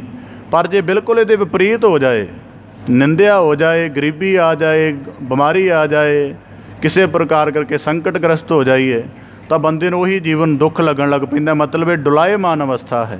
ਤਾਂ ਭਗਤ ਕਬੀਰ ਸਾਹਿਬ ਜੀ ਕਹਿੰਦੇ, ਮਰਨਿਆਂ ਦਾ ਭਾਵ ਕੀ ਹੈ? ਇਹਨਾਂ ਦੋਵਾਂ ਤੋਂ ਮੁਕਤ ਹੋ ਜਾਣਾ। ਸੁਖਮਨੀ ਸਾਹਿਬ ਦੀ ਬਾਣੀ 'ਚ ਵਾਕ ਆਉਂਦੇ, ਪ੍ਰਭ ਕੀ ਆਗਿਆ ਆਤਮ ਹਿਤਾਵੈ, ਜੀਵਨ ਮੁਕਤ ਸੋ ਕਹਾਵੈ, ਜੈਸਾ ਹਰਖ ਤੈਸਾ ਉਸ ਸੋਗ, ਸਦਾ ਆਨੰਦ ਤਹਿ ਨਹੀਂ ਵਿਯੋਗ, ਤੈਸਾ ਸਵਰਨ ਤੈਸੀ ਉਸ ਮਾਟੀ, ਤੈਸਾ ਇਸੇ ਪ੍ਰਕਾਰ ਤੈਸਾ ਕੰਚਨ ਤੈਸੀ ਉਸ ਮਾਟੀ, ਤੈਸਾ ਰੰਕ ਤੈਸਾ ਰਾਜਾਨ। ਇਸੇ ਪ੍ਰਕਾਰ ਉਹ ਬਾਣੀ ਸਾਰਾ ਜ਼ਿਕਰ ਆਉਂਦਾ। ਅਤੇ ਅੰਤ ਵਿੱਚ ਗੁਰੂ ਸਾਹਿਬ ਜ਼ਿਕਰ ਕਹਿੰਦੇ, ਨਾਨਕ ਸੋ ਪੁਰਖ ਕਹੀਐ ਜੀਵਨ ਮੁਕਤ। ਜੀਵਨ ਦੇ ਇਹਨਾਂ ਸਾਰੇ ਪ੍ਰਭਾਵਾਂ ਤੋਂ ਉੱਪਰ ਉੱਠ ਜਾਣਾ, ਦਵੈਤ ਤੋਂ ਉੱਪਰ ਉੱਠ ਜਾਣਾ, ਮਾਇਆ ਦੀ ਬਿੱਖ ਤੋਂ ਉੱਪਰ ਉੱਠ ਜਾਣਾ, ਔਰ ਇੱਥੋਂ ਤੱਕ ਉੱਪਰ ਉੱਠ ਜਾਣਾ ਕਿ ਸਵਰਗ ਦੀ ਚਾਹਤ ਬਣਾ ਰਹਿਣੀ। ਗੁਰਬਾਣੀ 'ਚ ਇੱਕ ਵਾਕ ਆਉਂਦੇ ਨੇ, ਰਾਜ ਨਾ ਚਾਹੂੰ ਮੁਕਤ ਨਾ ਚਾਹੂੰ, ਮਨ ਪ੍ਰੀਤ ਚਰਨ ਕਮਲਾਰੇ। ਜਿਹੜੇ ਆਮ ਤਲਾਂ 'ਤੇ ਜੀਵਨ ਬਣਿਆ, ਇਹਨਾਂ ਸਾਰਿਆਂ ਦੇ ਵਿੱਚੋਂ ਆਪਣੇ ਆਪ ਨੂੰ ਕੱਢ ਲੈਣਾ, ਸਰੀਰ ਦੀ ਹੋਂਦ ਨੂੰ ਮਨਫੀ ਕਰ ਦੇਣਾ, ਸਾਰੇ ਦਵੈਤ ਦੀ ਹੋਂਦ ਨੂੰ ਮਨਫੀ ਕਰ ਦੇਣਾ, ਤਾਂ ਕੇਵਲ ਜੋਤ ਰੂਪ ਰਹਿ ਜਾਣਾ। ਤਾਂ ਭਗਤ ਕਬੀਰ ਸਾਹਿਬ ਜੀ ਕਹਿੰਦੇ, ਜਦੋਂ ਇੱਥੇ ਜਾ ਕੇ ਲੱਗਦਾ ਹੈ, ਤਾਂ ਭਗਤ ਕਬੀਰ ਸਾਹਿਬ ਜੀ ਕਹਿੰਦੇ, ਜਿਹੜਾ ਇਹ ਮਰਨਾ ਹੁੰਦਾ ਹੈ, ਗੁਰਬਾਣੀ 'ਚ ਵਾਕ ਹੈ, ਜਿਸ ਮਰਨੈ ਸਭ ਜਗਤ ਤਰਾਸਿਆ, सो मरना गुर शब्द प्रगास्या। ਜਾਂ ਬਾਣੀ 'ਚ ਵਾਕ ਆਉਂਦੇ ਨੇ, ਜੀਵਨ ਮੁਕਤ ਸਭ ਕੋ ਕਹੇ, ਜੀਵਨ ਮੁਕਤ ਕਿਉਂ ਹੋਏ, ਭੈ ਕਾ ਸੰਜਮ ਜੇ ਕਰੇ ਦਾਰੂ ਭਾਉ ਲਾਏ। ਕਿ ਜੇ ਰੱਬੀ ਭੈ ਨੂੰ ਮਨੁੱਖ ਆਪਣੇ ਉੱਪਰ ਧਾਰਨ ਕਰੇ ਅਤੇ ਰੱਬੀ ਭੈ ਦੇ ਵਿੱਚ ਹੁਕਮ ਨੂੰ ਸਮਝੇ। ਹੁਣ ਅਸੀਂ ਗੁਰਬਾਣੀ ਜਪਜੀ ਸਾਹਿਬ 'ਚ ਰੋਜ਼ਾਨਾ ਪੜ੍ਹਦੇ ਹਾਂ, ਪਰ ਗੱਲ ਕੀ ਹੈ ਕਿ ਸਾਨੂੰ ਉਹ ਸਮਝ ਨਹੀਂ ਆਉਂਦਾ। ਹੁਣ ਕਈ ਮੈਨੂੰ ਪਿਛਲੇ ਸਮੇਂ ਦੇ ਵਿੱਚ ਕਈ ਐਸੇ ਜਗਿਆਸੂ ਮਿਲੇ, ਉਹਦਾ ਇੱਕ ਨੇ ਕਿਹਾ ਜੇ ਮੈਨੂੰ ਸ਼ਬਦ ਵਿਚਾਰ ਦਾ ਤੁਸੀਂ ਇੱਕ ਇਹੋ ਜਿਹਾ ਨੁਕਤਾ ਦੱਸੋ ਜਿਹੜਾ ਮੈਨੂੰ ਜੱਚ ਜਾਵੇ। ਮੈਂ ਕਿਹਾ ਜੱਚਣ ਦਾ ਅਰਥ ਤਾਂ ਹੁੰਦਾ ਮਨ ਦੇ ਤਲ 'ਤੇ, ਬੁੱਧੀ ਦੇ ਦਲ 'ਤੇ ਥੋੜ੍ਹਾ ਗੱਲ ਜੱਚਦੀ ਹੈ। ਉੱਥੇ ਤਾਂ ਜੋ ਉਹਦੀ ਸੱਚ ਹੈ ਉਹਨੂੰ ਪ੍ਰਵਾਨ ਕਰਨਾ ਪੈਂਦਾ। ਹੁਣ ਦੁਨੀਆ ਵਿੱਚ ਕਈ ਅਸਲੀਅਤਾਂ ਨੇ ਜਿਹੜੀਆਂ ਸਾਨੂੰ ਨਹੀਂ ਜੱਚਦੀਆਂ, ਜਿਵੇਂ ਮੌਤ ਦੀ ਅਸਲੀਅਤ ਸਾਨੂੰ ਜੱਚਦੀ ਨਹੀਂ, ਪਰ ਪ੍ਰਵਾਨ ਕਰਨੀ ਪੈਂਦੀ ਹੈ। ਇਸੇ ਪਰ ਮੈਂ ਕਿਹਾ ਸ਼ਬਦ ਵਿਚਾਰ ਦੀ ਜਿਹੜੀ ਅਧਿਆਤਮਿਕ ਜਾਂ ਗਿਆਨਾਤਮਕ ਗੱਲ ਹੈ ਕਿ ਸਾਨੂੰ ਸਾਡੇ ਜੀਵਨ ਦੀ ਪਰਮ ਗਿਆਨ ਵਾਲੀ ਸੂਝ ਪੈਦਾ ਹੋ ਜਾਵੇ, ਇਸ ਕਰਕੇ ਰੋਜ਼ਾਨਾ ਸ਼ਬਦ ਵਿਚਾਰ ਦੇ ਨੇੜੇ ਰਹਿਣਾ ਜ਼ਰੂਰੀ ਹੈ। ਇਸੇ ਪ੍ਰਕਾਰ ਭਗਤ ਕਬੀਰ ਸਾਹਿਬ ਜੀ ਕਹਿੰਦੇ ਮਰਨੇ ਹੀ ਤੇ ਪਾਈ ਹੈ ਪੂਰਨ ਪਰਮਾਨੰਦ। ਭਾਵ ਕਿ ਸਾਡੀ ਹੋਂਦ ਜਾਤ ਕਰਕੇ ਬਣੀ ਹੈ। ਜੇ ਸਾਡੀ ਮਤਲਬ ਸਾਡੀ ਜਾਤੀ ਵਿਸ਼ੇਸ਼ਣ ਸਾਡੇ ਨਾਲ ਨਾ ਲਾਇਆ ਗਿਆ, ਸਾਡੇ ਖਾਨਦਾਨ ਦਾ ਜ਼ਿਕਰ ਸਾਡੇ ਨਾਲ ਨਾ ਕੀਤਾ ਗਿਆ, ਅਤੇ ਅਸੀਂ ਸਮਝਾਂ ਕਿ ਸ਼ਾਇਦ ਸਾਡਾ ਜੀਵਨ ਹੀ। ਭਗਤ ਕਬੀਰ ਸਾਹਿਬ ਜੀ ਕਹਿੰਦੇ ਮੈਂ ਇਹ ਵੀ ਛੱਡਿਆ, ਮੇਰੀ ਨਾ ਕੋਈ ਜਾਤ, ਨਾ ਕੋਈ ਪਾਤ, ਨਾ ਕੋਈ ਰੰਗ ਰੂਪ ਨਸਲ ਖੇਤਰ ਭਾਸ਼ਾ, ਕੁਝ ਵੀ ਨਹੀਂ ਹੈ ਮੇਰਾ। ਮੈਂ ਇਹਨਾਂ ਸਾਰਿਆਂ ਤੋਂ ਮੁਕਤ ਹਾਂ। ਫਿਰ ਧਰਮ ਦੀਆਂ ਵੰਡਾਂ ਤੋਂ ਵੀ ਮੁਕਤ ਹਾਂ ਮੈਂ। ਫਿਰ ਇਸ ਤੋਂ ਬਾਅਦ ਜਿਹੜੀਆਂ ਸਰੀਰਕ ਦੀਆਂ ਮਨ ਦੀਆਂ ਅੰਤਰ ਅਵਸਥਾਵਾਂ ਨੇ ਉਹਨਾਂ ਤੋਂ ਵੀ ਮੁਕਤ ਹਾਂ। ਧਰਮ ਦੇ ਭੇਖਾਂ ਤੋਂ ਵੀ ਮੁਕਤ ਹਾਂ। ਜਦੋਂ ਇਹਨਾਂ ਸਾਰਿਆਂ ਤੋਂ ਮੁਕਤ ਹਾਂ ਅਤੇ ਇੱਥੇ ਜਾ ਕੇ ਫਿਰ ਮੈਨੂੰ ਕਹਿੰਦਾ ਕਿ ਤੂੰ ਤਾਂ ਫਿਰ ਮਰਿਆ ਵਰਗਾ। ਤਾਂ ਭਗਤ ਕਬੀਰ ਸਾਹਿਬ ਜੀ ਕਹਿੰਦੇ ਇਹੀ ਜੀਵਨ ਤਾਂ ਚਾਹੀਦਾ, ਮਰਨੇ ਹੀ ਤੇ ਪਾਈ ਹੈ ਪੂਰਨ ਪਰਮਾਨੰਦ। ਕਿ ਜਦੋਂ ਮੇਰੇ ਜੀਵਨ ਦੀ ਕੋਈ ਹੋਂਦ ਬਾਕੀ ਨਾ ਬਚੇ। ਇਸ ਕਰਕੇ ਜਦੋਂ ਬੰਦਾ ਪਰਮ ਵਰਨ ਦੀ ਅਵਸਥਾ ਦੇ ਵਿੱਚ ਚਲਿਆ ਜਾਂਦਾ ਹੈ, ਉਹ ਆਪਣੇ ਆਪ ਨੂੰ ਜਣਾਉਂਦਾ ਹੀ ਨਹੀਂ ਕਿਸੇ ਪ੍ਰਕਾਰ ਕਰਕੇ। ਭਗਤ ਉਹ ਫਿਰ ਕੀ ਬਣਦਾ, ਉਹ ਦ੍ਰਿਸ਼ਟਾ ਹੋ ਕੇ ਚੱਲਦਾ ਹੈ। ਦ੍ਰਿਸ਼ਟਾ ਦਾ ਭਾਵ ਕੀ ਹੁੰਦਾ ਹੈ ਕਿ ਉਹ ਜੀਵਨ ਦੇ ਵਿੱਚ ਜੋਤ ਰੂਪ ਕਰਕੇ ਭੇਦ ਹੋ ਚੁੱਕਾ ਹੈ, ਅਤੇ ਜੀਵਨ ਦੀ ਜੋ ਵੀ ਕਿਰਿਆ ਚੱਲਣੀ ਹੈ ਉਹਦੇ ਵਿੱਚ ਆਪਣੀ ਕੋਈ ਦਖਲ ਅੰਦਾਜ਼ੀ ਨਹੀਂ ਕਰਦਾ। ਉਹ ਕਹਿੰਦਾ ਸਭ ਕੁਝ ਠੀਕ ਹੀ ਹੋ ਰਿਹਾ, ਸਭ ਕੁਝ ਠੀਕ ਹੀ ਹੋ ਰਿਹਾ। ਇਸੇ ਪ੍ਰਕਾਰ ਕਹਿੰਦੇ ਕਿ ਕਿਸੇ ਭਗਤ ਨੇ ਕਹਿਣਾ ਸ਼ੁਰੂ ਕਰ ਦਿੱਤਾ ਸਾਰਾ ਕੁਝ ਠੀਕ ਹੀ ਠੀਕ ਹੈ, ਠੀਕ ਹੀ ਠੀਕ ਹੈ। ਇੱਕ ਬੰਦੇ ਨੂੰ ਇਹ ਗੱਲ ਪਚਿਆ ਨਾ ਕਰੇ, ਉਹ ਇਸ ਗੱਲ ਤੋਂ ਚਿੜ ਖਾ ਜਾਇਆ ਕਰੇ। ਇੱਕ ਦਿਨ ਉਸ ਭਗਤ ਦੇ ਸਿਰ ਉਹਨੇ ਲਿਆ ਕੱਢ ਡੰਡਾ ਮਾਰਿਆ। ਭਗਤ ਕਹੀ ਜਾਵੇ ਫਿਰ ਵੀ ਠੀਕ ਹੈ, ਠੀਕ ਹੈ। ਲਾਗੋਂ ਕੋਈ ਜਗਿਆਸੂ ਲੰਘ ਰਿਹਾ ਸੀ, ਕਹਿਣ ਲੱਗਾ ਕਿ ਭਗਤ ਜੀ ਗੱਲ ਐਵੇਂ ਆ, ਡੰਡਾ ਮਾਰਿਆ, ਦਰਦ ਬੜੀ ਹੋ ਰਹੀ ਹੈ, ਇਸ ਦਰਦ ਨੂੰ ਠੀਕ ਕਿਵੇਂ ਕਿਹਾ ਜਾ ਸਕਦਾ? ਇਹ ਤਾਂ ਗਲਤ ਹੈ। ਪਹਿਲੀ ਗੱਲ ਉਹਨੇ ਹਿੰਸਾ ਕੀਤੀ, ਤੁਹਾਨੂੰ ਦਰਦ ਪਹੁੰਚਾਇਆ, ਇਹ ਗੱਲ ਕਿਵੇਂ ਠੀਕ ਹੋ ਸਕਦੀ ਹੈ?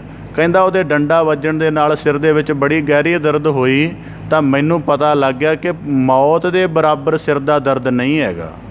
ਇਸ ਕਰਕੇ ਕਹਿੰਦਾ ਉਹਦੇ ਡੰਡਾ ਵੱਜਣ ਦੇ ਨਾਲ ਦਰਦ ਦਾ ਇੱਕ ਵੱਡਾ ਅਨੁਭਵ ਮਿਲਿਆ, ਇਸ ਕਰਕੇ ਵੀ ਠੀਕ ਹੈ। ਥੋੜ੍ਹਾ ਸਮਾਂ ਬਤੀਤ ਹੋਇਆ, ਭਗਤ ਦੇ ਨਾਲ ਲੋਕ ਬੜੀ ਘ੍ਰਿਣਾ ਕਰਨ ਲੱਗ ਪਏ। ਕੋਈ ਕਿਸੇ ਪ੍ਰਕਾਰ ਕਰਕੇ ਸਾਰੇ ਬੁਰਾ ਮੰਦਾ ਭਲਾ ਜਿਹੜਾ ਮਨੁੱਖ ਲੱਗੋਂ ਗੁਜ਼ਰੇ ਬੜੇ ਭੈੜੇ ਵਚਨ ਕਹਿ ਕੇ ਜਾਇਆ ਕਰੇ। ਉਹੀ ਜਗਿਆਸੂ ਜੀ ਨੇ ਪਹਿਲਾਂ ਪੁੱਛਿਆ ਕਿ ਠੀਕ ਕਿਵੇਂ ਹੈ? ਕਹਿਣ ਲੱਗਾ ਸਾਰਾ ਨਗਰ ਗਾਲਾਂ ਕੱਢਦਾ ਹੈ, ਬੁਰਾ ਭਲਾ ਕਹਿੰਦਾ ਹੈ, ਅਜੇ ਵੀ ਠੀਕ ਕਹੀ ਜਾ ਰਹੇ ਹੋ। ਕਹਿੰਦਾ ਉਹੀ ਤਾਂ ਸੋਚ ਰਿਹਾ ਕਿ ਜਿੰਨਾ ਮੇਰੇ ਅੰਦਰ ਅਵਗੁਣ ਹੈ, ਜੇ ਇਹਨਾਂ ਨੂੰ ਮੈਂ ਆਪ ਨਿੰਦਣ ਲੱਗਾ ਤਾਂ ਮੇਰੇ ਕੋਲ ਸਾਰੀ ਜ਼ਿੰਦਗੀ 'ਚ ਨਿੰਦਿਆ ਹੀ ਨਹੀਂ ਜਾਣਾ ਆਪਣੇ ਆਪ ਨੂੰ। ਘੱਟੋ ਘੱਟ ਇਹ ਲੋਕ ਮੇਰੀ ਮਦਦ ਤਾਂ ਕਰ ਰਹੇ ਨੇ, ਮੈਨੂੰ ਮਾੜਾ ਕਹਿ ਕੇ ਕੋਈ ਮੈਨੂੰ ਅਪਰਾਧੀ ਕਹਿੰਦਾ, ਕੋਈ ਗੁਨਾਹਗਾਰ ਕਹਿੰਦਾ, ਅਤੇ ਜਿਹੜੇ ਮੇਰੇ ਅਵਗੁਣ ਨੇ ਮੈਨੂੰ ਨਿੰਦਣ ਨੂੰ ਤਾਂ ਮਿਲ ਰਹੇ ਨੇ। ਭਗਤ ਕਬੀਰ ਸਾਹਿਬ ਜੀ ਦੇ ਵਾਕ ਨੇ, ਜੇ ਲੋਕ ਸਲਾਹੇ ਤਾਂ ਤੇਰੀ ਉਪਮਾ, ਜੇ ਨਿੰਦਾ ਤਾਂ ਛੋੜਨਾ ਜਾਈ। ਜਾਂ ਭਗਤ ਕਬੀਰ ਸਾਹਿਬ ਜੀ ਕਹਿੰਦੇ ਨਿੰਦਾ ਕਰੈ ਸੋ ਹਮਰਾ ਮੀਤ। ਅਤੇ ਇਸੇ ਪ੍ਰਕਾਰ ਭਗਤ ਕਹਿਣ ਲੱਗਾ ਠੀਕ ਹੈ। ਇੰਜ ਬੜੇ ਪ੍ਰਮਾਣ ਵਾਪਰੇ। ਆਖਰ ਇੱਕ ਦਿਨ ਜਗਿਆਸੂ ਕਹਿਣ ਲੱਗਾ ਕਿ ਹਰ ਵੇਲੇ ਠੀਕ ਕਿਵੇਂ ਕਿਹਾ ਜਾ ਸਕਦਾ ਹੈ? ਕਹਿੰਦਾ ਜਦੋਂ ਬੰਦਾ ਜਿਉਂਦਿਆਂ ਮਰ ਜਾਵੇ, ਜੀਵਨ ਦੀ ਹਉਂ ਤੋਂ ਮੁਕਤ ਹੋ ਜਾਵੇ, ਫਿਰ ਹੀ ਸਾਰਾ ਕੁਝ ਠੀਕ ਕਿਹਾ ਜਾ ਸਕਦਾ। ਜਿੰਨਾ ਚਿਰ ਆਪਣੀ ਹੋਂਦ ਬਣੀ ਰਵੇ ਉਹਨਾਂ ਚਿਰ ਕੁਝ ਗਲਤ ਅਤੇ ਕੁਝ ਸਹੀ ਬਣਿਆ ਰਹਿ, ਕੁਝ ਬੁਰਾ ਅਤੇ ਕੁਝ ਭਲਾ ਬਣਿਆ ਰਹਿ ਸਕਦਾ। ਜਿਵੇਂ ਜੀਵਨ ਮੁਕਤ ਜਿਉਂਦਿਆਂ ਮਰਨ ਦੇ ਲੱਛਣ ਕੀ ਹਨ? ਭਾਈ ਕਨ੍ਹਈਆ ਜੀ ਵਰਗੇ ਕੋਈ ਹੋਂਦ ਬਾਕੀ ਬਚੀ ਨਹੀਂ ਹੈ। ਸਿੱਖਾਂ ਨੇ ਸ਼ਿਕਾਇਤ ਕੀਤੀ ਤਾਂ ਗੁਰੂ ਸਾਹਿਬ ਜੀ ਨੇ ਕਿਹਾ ਕਿ ਇਹ ਬ੍ਰਹਮ ਗਿਆਨੀਆਂ ਨੇ ਆਪਣੇ ਆਤਮ ਸਰੂਪ ਨੂੰ ਜਾਣ ਲਿਆ, ਅਤੇ ਉਹੀ ਆਤਮ ਸਰੂਪ ਦੇ ਸਾਰੀ ਖਲਕਤ ਵਿੱਚ ਦੀਦਾਰ ਕਰਦਾ ਹੈ। ਇਸ ਕਰਕੇ ਤੁਹਾਡਾ ਕਰਮ ਹੋਰ ਗੁਰੂ ਦੇਖੋ, ਗੁਰੂ ਉਸ ਕਰਮ ਨੂੰ ਉਚਾਈ ਬਖਸ਼ ਦਿੰਦਾ ਹੈ। ਅਸੀਂ ਭਾਈ ਕਨ੍ਹਈਆ ਜੀ ਦੀ ਗੱਲ ਸੁਣਾਉਂਦੇ ਹਾਂ, ਅਤੇ ਕਈਆਂ ਦੇ ਸੁਣਾਉਣ ਦਾ ਢੰਗ ਇੰਨਾ ਸਰਲ ਹੋ ਗਿਆ, ਮੈਨੂੰ ਲੱਗਦਾ ਇਹਦੇ ਵਿੱਚ ਕੁਝ ਬਚਦਾ ਹੀ ਨਹੀਂ। ਗੁਰੂ ਸਾਹਿਬ ਦੀ ਉਹਨਾਂ ਦੇ ਆਤਮ ਗਿਆਨ ਨੂੰ ਪੂਰਿਆਂ ਕਰਨ ਦੇ ਵਿੱਚ ਜਿਹੜਾ ਥੋੜ੍ਹਾ ਜਿਹਾ ਫਰਕ ਰਹਿ ਗਿਆ, ਉਹ ਮੱਲਮ ਅਤੇ ਪੱਟੀ ਵੀ ਦਿੰਦੇ ਨੇ। ਕਹਿੰਦੇ ਜ਼ਖਮ ਪਾਣੀ ਪਿਲਾਉਣ ਦੇ ਨਾਲ ਉਹ ਥੋੜ੍ਹੇ ਜਿਹੇ ਸਾਹ ਲੈਣ ਦੇ ਯੋਗ ਹੋ ਜਾਏਗਾ, ਪਰ ਜੇ ਉਹਦਾ ਜ਼ਖਮ ਸੰਭਾਲਣ ਯੋਗ ਹੋ ਗਿਆ ਤੇ ਉਹਨੂੰ ਫਿਰ ਜੀਵਨ ਦਾ ਦਾਨ ਮਿਲ ਜਾਏਗਾ, ਵਰਦਾਨ ਮਿਲ ਜਾਏਗਾ। ਇਸ ਕਰਕੇ ਤੁਸੀਂ ਵੀ ਇਹਨੂੰ ਨਾਲ ਰੱਖੋ। ਤਾਂ ਭਗਤ ਕਬੀਰ ਸਾਹਿਬ ਜੀ ਕਹਿੰਦੇ ਪੂਰਨ ਪਰਮਾਨੰਦ। ਭਾਈ ਕਨ੍ਹਈਆ ਪਹਿਲਾਂ ਆਤਮ ਗਿਆਨ ਦੇ ਹੁਲਾਰੇ ਮਾਣ ਰਿਹਾ, ਪਰ ਗੁਰੂ ਦੀ ਮਿਹਰ ਨਾਲ ਉਹ ਹੁਲਾਰੇ ਹੋਰ ਵੱਡੇ ਹੋ ਗਏ ਨੇ, ਉਹ ਅਨੁਭਵ ਹੋਰ ਉਚੇਰਾ ਹੋ ਗਿਆ। ਤਾਂ ਭਗਤ ਕਬੀਰ ਸਾਹਿਬ ਜੀ ਕਹਿੰਦੇ ਮਰਨੇ ਹੀ ਤੇ ਪਾਈ ਹੈ ਪੂਰਨ ਪਰਮਾਨੰਦ। ਹੁਣ ਜੇ ਪ੍ਰਿਥਵੀ ਆਪਣੀ ਹੋਂਦ ਨੂੰ ਜਣਾਵੇ, ਹੁਣ ਉਦਾਹਰਨ ਦੇ ਤੌਰ 'ਤੇ ਮਿੱਟੀ ਘੱਟਾ ਜਦੋਂ ਹਵਾ ਨਾਲ ਰਲ ਜਾਂਦਾ ਸਾਨੂੰ ਦੁਖੀ ਕਰਨਾ ਸ਼ੁਰੂ ਕਰ ਦਿੰਦਾ, ਅੱਖਾਂ ਵਿੱਚ ਪੈਂਦਾ ਹੈ, ਘਰਾਂ ਵਿੱਚ ਕਰਕਟ ਜਮ੍ਹਾਂ ਹੋ ਜਾਂਦਾ।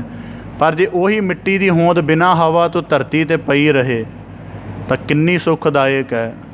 ਫਸਲਾਂ ਉਗਾਉਂਦੇ ਹਾਂ, ਘਰ ਦਾ ਨਿਰਮਾਣ ਕਰਦੇ ਹਾਂ, ਹੋਰ ਬੜੇ ਥਾਵਾਂ 'ਤੇ, ਕਿਉਂਕਿ ਉਹ ਆਪਣੀ ਹੋਂਦ ਜਣਾਉਂਦੇ ਨਹੀਂ ਪਰ ਸਾਰਾ ਕੁਝ ਕਰੀ ਜਾ ਰਹੇ ਨੇ। ਇਸੇ ਪ੍ਰਕਾਰ ਪਾਣੀ ਆਪਣੀ ਹੋਂਦ ਜਣਾਉਂਦਾ ਨਹੀਂ ਪਰ ਸਾਰਾ ਕੁਝ ਕਰ ਰਿਹਾ, ਸਾਡੀ ਗੰਦਗੀ ਨੂੰ ਵੀ ਧੋਂਦਾ ਹੈ, ਸਾਡੀ ਸਫਾਈ ਦੇ ਵੀ ਕੰਮ ਆਉਂਦਾ, ਸਾਡੇ ਜੀਵਨ ਦਾ ਆਧਾਰ ਵੀ ਕੰਮ ਆਉਂਦਾ ਹੈ।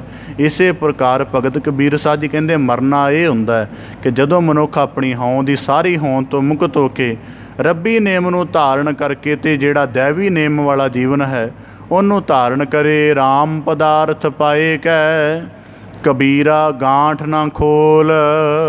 ਹੁਣ ਭਗਤ ਕਬੀਰ ਸਾਹਿਬ ਜੀ ਨੇ ਭਗਤੀ ਮਾਰਗ 'ਤੇ ਚੱਲਦਿਆਂ ਸੁਚੇਤ ਹੋਣਾ ਵੀ ਸਾਨੂੰ ਦੱਸਿਆ। ਭਗਤ ਕਬੀਰ ਸਾਹਿਬ ਜੀ ਕਹਿੰਦੇ ਜੀਵਨ ਦੇ ਵਿੱਚ ਜੀਵਨ ਮੁਕਤ ਦੀ ਅਵਸਥਾ ਨੂੰ ਪ੍ਰਾਪਤ ਕਰ ਲਿਆ ਤਾਂ ਇਸ ਗੱਲ ਨੂੰ ਰਾਮ ਪਦਾਰਥ ਪਾਏ ਕੈ, ਕਿ ਜਿਵੇਂ ਦੁਨਿਆਵੀ ਤੌਰ 'ਤੇ ਬੰਦੇ ਨੂੰ ਕਿਤੇ ਗੁਪਤ ਖਜ਼ਾਨਾ ਲੱਭ ਜਾਏ ਤਾਂ ਉਹ ਕੀ ਕਰਦੇ ਨੇ, ਅੱਜ ਲੱਭ ਜੇ ਕਹਿੰਦੇ ਕੋਈ ਨਾ 10 ਕੁ ਸਾਲ ਬਾਅਦ ਪੈਸਾ ਕੱਢਾਂਗੇ, ਲੋਕਾਂ ਦੇ ਵਿੱਚ ਸ਼ੋਅ ਨਾ ਹੋ ਜਾਈਏ। ਇਸੇ ਪ੍ਰਕਾਰ ਭਗਤ ਕਬੀਰ ਸਾਹਿਬ ਜੀ ਕਹਿੰਦੇ ਰਾਮ ਪਦਾਰਥ ਪਾਏ ਕੈ, ਜੇ ਪਰਮੇਸ਼ਰ ਦੇ ਨਾਲ ਜੁੜ ਕੇ ਉਹਦੇ ਪਰਮ ਸਰੂਪ ਦੀ ਅਵਸਥਾ ਦਾ ਭੇਦ ਪ੍ਰਾਪਤ ਹੋ ਗਿਆ, ਉਹਦਾ ਅਨੁਭਵ ਪ੍ਰਾਪਤ ਹੋ ਗਿਆ, ਗਾਂਠ ਨਾ ਖੋਲ, ਕਿ ਜਦੋਂ ਇਹ ਖੁੱਲ੍ਹ ਦੇਵੇਗਾ ਤਾਂ ਇਹ ਸੰਸਾਰ ਨੂੰ ਪਕੜਨ ਦੇ ਵਿੱਚ ਨਹੀਂ ਆਉਣੀ, ਕਿਉਂਕਿ ਸੰਸਾਰ ਆਪਣੇ ਤਲ 'ਤੇ ਜਿਉ ਰਿਹਾ, ਤੇਰਾ ਤਲ ਉਹਨਾਂ ਤੋਂ ਚਿਹਰਾ ਹੋ ਗਿਆ। ਤਾਂ ਭਗਤ ਕਬੀਰ ਸਾਹਿਬ ਜੀ ਕਹਿੰਦੇ ਨਹੀਂ ਪੱਟਣ, ਭਾਵ ਕਿ ਇਹਨੂੰ ਕੋਈ ਜਾਣਨ ਵਾਲਾ ਨਹੀਂ ਹੈ, ਨਾ ਪਾਰਖੂ, ਨਾ ਕਿਸੇ ਕੋਲ ਇੰਨੀ ਸੋਝੀ ਹੈ ਕਿ ਉਹ ਤੇਰੇ ਜੀਵਨ ਦੇ ਜੀਵਨ ਮੁਕਤ ਦੇ ਭੇਦ ਨੂੰ ਸਮਝ ਸਕੇ। ਨਹੀਂ ਗਾਹਕ, ਅਤੇ ਇਹ ਵੀ ਇਹ ਨਹੀਂ ਵੀ ਉਹ ਗਾਹਕ ਮਿਲ ਜਾਏ, ਇਹ ਵੀ ਨਹੀਂ ਮਿਲਣ ਵਾਲਾ, ਅਤੇ ਨਾ ਹੀ ਇਹਦਾ ਮੁੱਲ ਹੈ। ਇਸ ਕਰਕੇ ਭਗਤ ਕਬੀਰ ਸਾਹਿਬ ਜੀ ਕਹਿੰਦੇ ਜਦੋਂ ਜੀਵਨ ਦੇ ਅਧਿਆਤਮਿਕ ਭੇਦ ਜਿਹੜੇ ਜੀਵਨ ਦੇ ਅਧਿਆਤਮਿਕ ਸਫ਼ਰ 'ਤੇ ਚੱਲਦਿਆਂ ਪ੍ਰਾਪਤ ਹੋਣ, ਕਿ ਜਿਵੇਂ ਮਨ ਕਿਵੇਂ ਮਾਰਿਆ ਗਿਆ ਅਤੇ ਕਿਵੇਂ ਮਰ ਗਿਆ, ਇਸ ਗੱਲ ਦਾ ਅਧਿਆਤਮਿਕ ਭੇਦ ਪ੍ਰਾਪਤ ਹੋ ਜਾਵੇ ਤਾਂ ਕਹਿੰਦੇ ਗਾਂਠ ਨਾ ਖੋਲ, ਕਿਉਂਕਿ ਜਦੋਂ ਤੱਕ ਉਹ ਗੰਢ ਵਿੱਚ ਰਿਹਾ, ਇੱਕ ਸੀਕਰਟ ਵਿੱਚ ਰਿਹਾ, ਤਾਂ ਉਹ ਤੇਰੇ ਲਈ ਵੀ ਵਰਦਾਨ ਰਹੇਗਾ ਅਤੇ ਦੂਜੇ ਦੇ ਵੀ ਲਈ ਰਹੇਗਾ। ਜੇ ਉਹ ਖੁੱਲ੍ਹ ਹੀ ਗਿਆ ਤਾਂ ਉਹਦਾ ਕੋਈ ਭੇਦ ਬਾਕੀ ਨਹੀਂ ਰਹੇਗਾ। ਇਸੇ ਪ੍ਰਕਾਰ ਪ੍ਰਮਾਣ ਆਪਦੇ ਸਨਮੁਖ ਰੱਖਾਂ। ਮਨਸੂਰ ਇੱਕ ਸੂਫੀ ਫਕੀਰ ਹੋਇਆ, ਜੁਨੈਦ ਅਤੇ ਸ਼ਿਬਲੀ ਵੀ ਉਹਦੇ ਸਮਕਾਲੀ ਸਨ। ਹੁਸੈਨ ਮਨਸੂਰ ਅਲ ਹਲਾਜ ਉਹਦਾ ਪੂਰਾ ਨਾਮ ਸੀ। ਆਪਣੇ ਜੀਵਨ ਦੀ ਰੂਹਾਨੀ ਅਵਸਥਾ ਨੂੰ ਪਾਰ ਕਰਦਾ ਕਰਦਾ ਜਿਹੜਾ ਹੈ ਹਕੀਕਤ ਦੇ ਨਾਲ ਰੂਬਰੂ ਹੋ ਗਿਆ ਅਤੇ ਉਹਨੇ ਸ਼ਰੇਆਮ ਕਹਿਣਾ ਕਹਿ ਦਿੱਤਾ ਅਨਲ ਹੱਕ, ਭਾਵ ਕਿ ਅਹਮ ਬ੍ਰਹਮ ਅਸਮੀ। ਜੇ ਸਿੱਧੇ ਸ਼ਬਦਾਂ 'ਚ ਕਹਿਣਾ ਹੋਵੇ ਕਿ ਮੈਂ ਹੀ ਖੁਦਾ ਹਾਂ, ਮੈਂ ਹੀ ਖੁਦਾ ਹਾਂ, ਸ਼ਰੇਆਮ ਗਲੀਆਂ ਦੇ ਵਿੱਚ ਇਸ ਤਰ੍ਹਾਂ ਨਾਅਰੇ ਲਗਾਇਆ ਕਰੇ। ਜਿਹੜੇ ਸ਼ਰਈ ਮੌਲਾਣੇ ਸਨ ਉਹਨਾਂ ਨੂੰ ਕਦੇ ਗੱਲ ਬਰਦਾਸ਼ਤ ਨਹੀਂ ਸੀ ਕਿ ਇੱਕ ਇਨਸਾਨ ਜਿਹੜਾ ਆਮ ਇਨਸਾਨੀ ਹਕੀਕਤ ਰੱਖਦਾ ਹੈ ਉਹ ਆਪਣੇ ਆਪ ਨੂੰ ਖੁਦਾ ਕਹੇ। ਬੜਾ ਉਹਨਾਂ ਨੇ ਵਰਜਿਆ ਪਰ ਹਟਿਆ ਨਾ। ਆਖਰ ਸ਼ਰਾਹ ਦਾ ਨੇਮ ਲਗਾ ਕੇ ਸੂਲੀ 'ਤੇ ਚਾੜਨ ਦਾ ਉਹਨੂੰ ਹੁਕਮ ਦੇ ਦਿੱਤਾ ਗਿਆ। ਫਿਰ ਉਹਦਾ ਕਹਿੰਦੇ ਗੁਰੂ ਜੋ ਉਹਦਾ ਅਧਿਆਤਮਿਕ ਰਹਿਨੁਮਾਈ ਕਰਨ ਵਾਲਾ ਸੀ ਉਹਦੇ ਕੋਲ ਆਇਆ, ਅਤੇ ਉਹ ਉਹਨੂੰ ਆ ਕੇ ਜਦੋਂ ਕੋਲ ਆਇਆ ਅਤੇ ਮਨਸੂਰ ਨੇ ਆਪਣੀ ਸਮੱਸਿਆ ਸਾਂਝੀ ਕੀਤੀ। ਕਹਿਣ ਲੱਗਾ ਤੈਨੂੰ ਤਾਂ ਪਤਾ ਮੈਂ ਕੁਝ ਗਲਤ ਨਹੀਂ ਕਹਿ ਰਿਹਾ, ਮੈਂ ਉਸ ਪਰਮ ਨੂਰ ਦੇ ਵਿੱਚ ਭੇਦ ਹੋ ਗਿਆ ਅਤੇ ਉਹੀ ਸੱਚ ਜਿਹੜਾ ਮੈਨੂੰ ਪ੍ਰਾਪਤ ਹੋ ਗਿਆ ਮੈਂ ਉਹਨੂੰ ਹੀ ਕਹਿ ਰਿਹਾ, ਕੁਝ ਗਲਤ ਤਾਂ ਨਹੀਂ ਕਹਿ ਰਿਹਾ। ਤਾਂ ਉਹਦੇ ਗੁਰੂ ਨੇ, ਉਹਦੇ ਮੁਰਸ਼ਿਦ ਨੇ ਜਵਾਬ ਦਿੱਤਾ, ਕਹਿੰਦਾ ਮਨਸੂਰ ਤੂੰ ਠੀਕ ਕਹਿਣਾ ਹੈ ਕਿ ਮੈਂ ਖੁਦਾ ਹਾਂ, ਪਰ ਕਹਿੰਦੇ ਤੈਨੂੰ ਇਹ ਗੱਲ ਯਾਦ ਰੱਖਣੀ ਚਾਹੀਦੀ ਹੈ ਕਿ ਜਿਹੜਾ ਰੱਬੀ ਮਾਰਗ ਦਾ ਭੇਦ ਜੇ ਪ੍ਰਾਪਤ ਵੀ ਹੋ ਜਾਵੇ ਉਹਨੂੰ ਦੁਨੀਆਦਾਰੀ ਦੀ ਜਿਹੜੀ ਸੀਮਤ ਹੈ ਇਹਦੇ ਤੋਂ ਇੱਕ ਰਾਜਦਾਰ ਰੂਪ ਦੇ ਵਿੱਚ ਰੱਖਣਾ ਚਾਹੀਦਾ, ਕਿਉਂਕਿ ਦੁਨੀਆ ਜਿੱਥੋਂ ਤੱਕ ਜਾਗੀ ਹੈ ਉੱਥੋਂ ਤੱਕ ਹੀ ਤੇਰੀ ਹੋਂਦ ਨੂੰ ਪ੍ਰਵਾਨ ਕਰ ਸਕੇਗੀ। ਤੂੰ ਪਰਮ ਹੋਂਦ ਵਿੱਚ ਭੇਦ ਹੋ ਗਿਆ, ਉਹ ਭੇਦ ਇਹਨਾਂ ਨੂੰ ਸਮਝ ਵਿੱਚ ਨਹੀਂ ਆਉਂਦਾ, ਇਸ ਕਰਕੇ ਤੇਰੇ ਉਸ ਭੇਦ ਦੀ ਕਦਰ ਨਹੀਂ ਜਾਣਨਗੇ ਅਤੇ ਤੈਨੂੰ ਨਸ਼ਟ ਕਰਨਾ ਚਾਹਣਗੇ। ਤਾਂ ਉਹਨੇ ਫਿਰ ਵਾਕ ਦੁਹਰਾਇਆ ਇੱਕ, ਕਹਿੰਦਾ ਬਹੁਤੇ ਮੂਰਖਾਂ ਦੀ ਭੀੜ ਵਿੱਚ ਸਿਆਣੇ ਹੋ ਜਾਣਾ ਵੀ ਮੂਰਖਤਾ ਹੈ, ਕਿਉਂਕਿ ਮੂਰਖਾਂ ਦੀ ਭੀੜ ਹੈ ਉਹ ਭੀੜ ਆਪਣੀ ਮੂਰਖਤਾ ਤੋਂ ਉੱਪਰ ਉੱਠ ਨਹੀਂ ਸਕੇਗੀ, ਤੇਰੀ ਸਿਆਣਪ ਨੂੰ, ਤੇਰੀ ਸਿਖਰਤਾ ਨੂੰ ਉਹ ਮੰਨੇਗੀ ਨਹੀਂ, ਅਤੇ ਫਿਰ ਉਹ ਆਪਣੀ ਮੂਰਖਤਾ ਨੂੰ ਕੱਜਣ ਦੇ ਲਈ ਤੇਰੀ ਸਿਆਣਪ ਨੂੰ ਖਤਮ ਕਰਨ 'ਤੇ ਤੁਲ ਜਾਏਗੀ। ਇਸ ਕਰਕੇ ਜਿਹੜੀ ਤੈਨੂੰ ਰੱਬੀ ਭੇਦ ਪ੍ਰਾਪਤ ਹੋਏ ਸਨ, ਇਹਨੂੰ ਰਾਜ ਦਾ ਰੂਪ ਦੇ ਵਿੱਚ ਰੱਖਣਾ ਹੈ।